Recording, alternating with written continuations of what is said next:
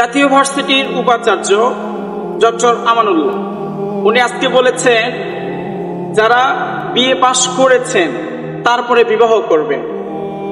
অর্থাৎ উনি বোঝাতে চাচ্ছেন আগে বিএ পাশ করো দেন বিয়ে করো। ভাই এইটা তো সরাসরি কোরআনের সাথে কনফ্লিক্ট।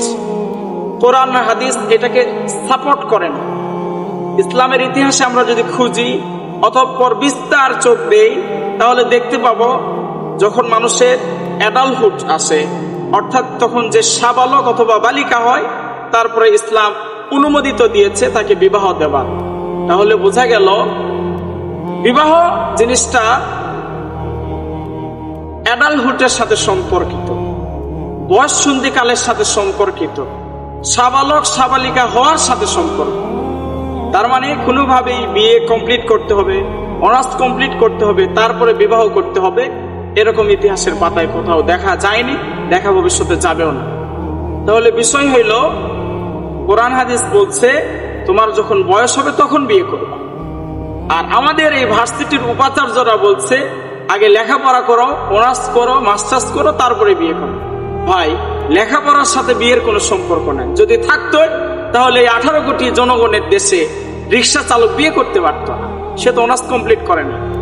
অটো চালক বিয়ে করতে পারতো না, সে তো মাস্টার্স কমপ্লিট করে না। যারা ঠেলা গাড়ি চালায়, দিন মজুরের কাজ করে, তারা তো অনেকে এসএসসিও পাস করে না, তাহলে তারা বিয়ে করছে।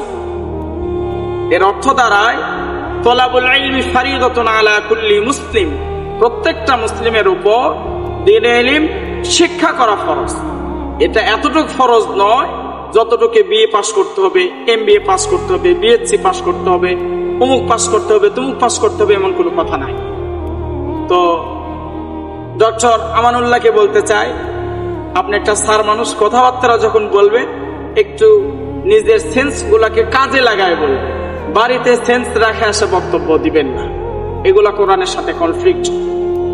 যদি এই হতো উনি শুধু বললেন যারা বিএ পাস করছে তারা বিয়ে করতে হবে, কেন আমাদের কোর্সে তো এমবিএ পড়ানো হয়, বিবিএ পড়ানো হয়, তাহলে তাদের ক্ষেত্রে কি হবে? আসলে সমস্ত মানসিক বিকৃত, মেন্টালিস্টিক। এজন্য আমি সকলকে উদাত্ত কণ্ঠে আহ্বান জানাই, দীপ্ত কণ্ঠে বলতে চাই পড়ালেখার সাথে বিয়ের কোনো সম্পর্ক নেই। সম্পর্ক হইল যৌবনের সাথে, সম্পর্ক হইল অ্যাডাল্টহুডের সাথে, সম্পর্ক হইল বয়স সন্ধিকালের সাথে, সম্পর্ক হইল বালক আর বালিকা হবার সাথে সম্পর্ক। আল্লাহ তাআলা আমাদের সকলকে সমঝ